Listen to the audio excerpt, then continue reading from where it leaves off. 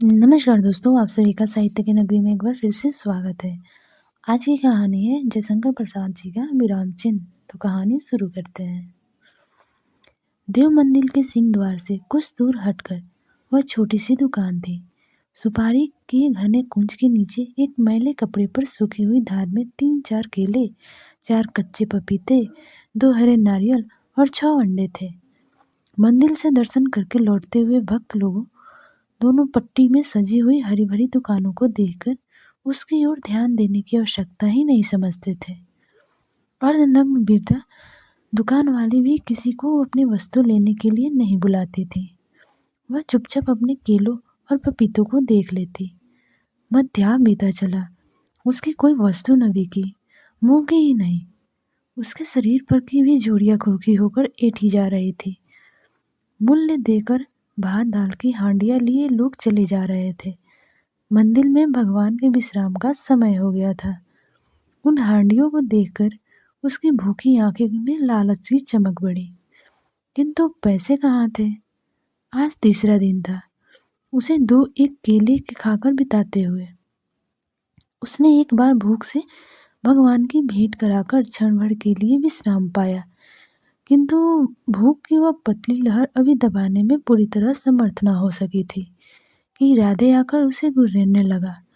उसने भरपेट ताड़ी पी ली थी। आंखें लाल, मुंह से बात करने में झाग निकल रहा था। हाथ नचाकर वह कहने लगा, सब लोग जाकर खा पी कर सो रहे हैं, तो यहाँ बैठी हुई देवता का दर्शन कर रही है। अच्छा, तो आज भी कुछ खाने को नहीं? बेटा, 1 पैसे का भी नहीं बिका, क्या करूं?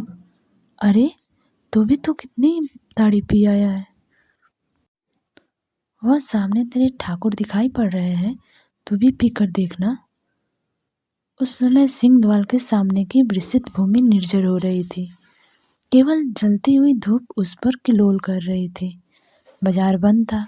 राधे ने देखा 2-4 कौवे कांव-कांव करते हुए सामने नारियल कुंज की हरियाली में घुस रहे थे। उसे अपनी ताड़ी खाना का स्मरण हो आया। उसने अंडों को बटोर लिया। बुढ़िया हाँ हाँ करते ही रह गई। वह चला गया। दुकान वाली ने अंगूठे और तर्जनी से दोनों आंखों का कीचड़ साफ किया और फिर मिट्टी के पात्र से जल लेकर मुंह धोया।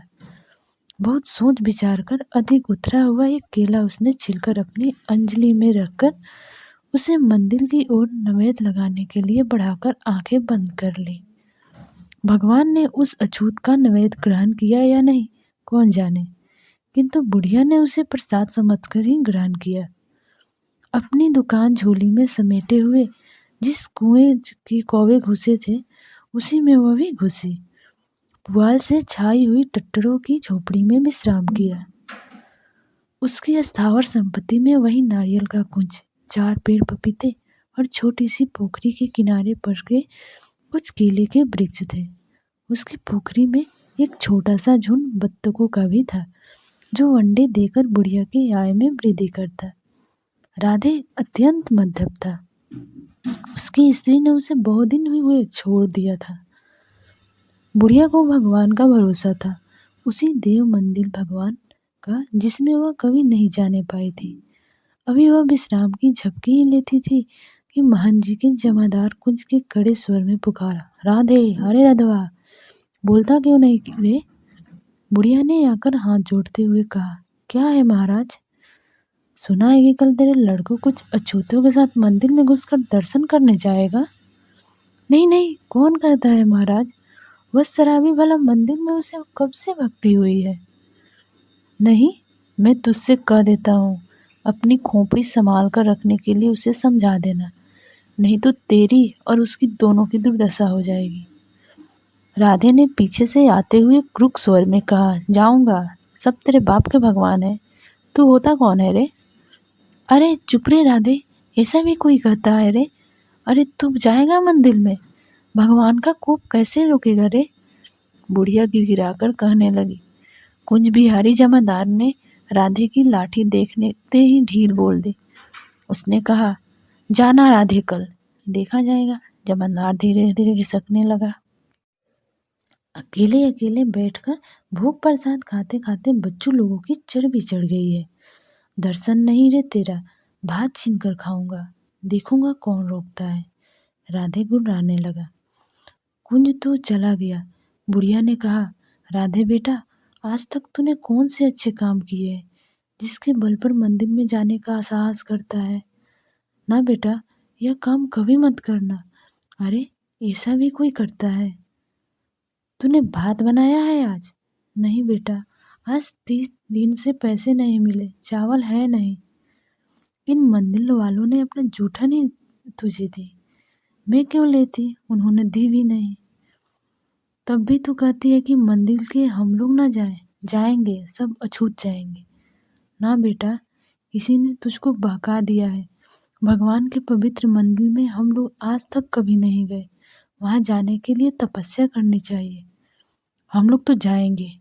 ना, ऐसा कभी ना होगा। होगा, फिर होगा। जाता हूँ ताड़ी खाने, वहीं पर सबकी राय से कल क्या होगा यह देखना। राधे हटता हुआ चला गया। बुढ़िया एकटक मंदिर की ओर विराजने लगी। भगवान क्या होने वाला है? दूसरे दिन मंदिर के द्वार पर भारी जमघट था। आस्तिक भक्तों का झुंड अपवित्रता से भगवान की रक्षा करने के लिए दृढ़ होकर खड़ा था। उधर सैकड़ों अछूतों के साथ राधे मंदिर में प्रवेश करने के लिए तत्पर था। लठ चले सिर फुटे, राधे आगे बढ़ ही रहा था।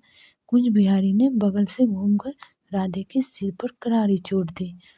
वह लहू से लथपथ वहीं लौटने लगा। प्रवेशद्वार भागे। उनका सरदार गिर गया था। पुलिस भी पहुंच गई थी। राधे के अंतर्गत मित्र गिनती में 10-12 थे, वे ही रह गए।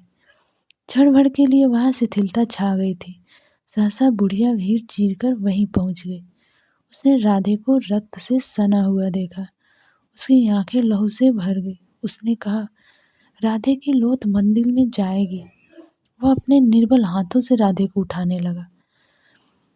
उसके साथी बढ़े। मंदिर का दल भी हुंकार करने लगा, किंतु बुढ़िया की आंखें के सामने ठहरने का किसी को साहस न रहा। वह आगे बढ़ी, पर सिंह द्वार की देहली पर जाकर सहसा रुक गई। उसकी आंखों की पुतली में जो मूर्ति भज्जक छाया चित्र था, वही गलगल बहने लगा। राधे का शव देहली के समीप रख दिया। बुढ़िया ने देहली पर सिर झुकाया, पर वह सिर उठा ही नहीं। मंदिर में घुसने वाले अछूतों के आगे बुढ़िया विराम चिन्ह सी पड़ी थी। और कहानी यहीं पर समाप्त होती है। तो कहानी सुनने के लिए धन्यवाद।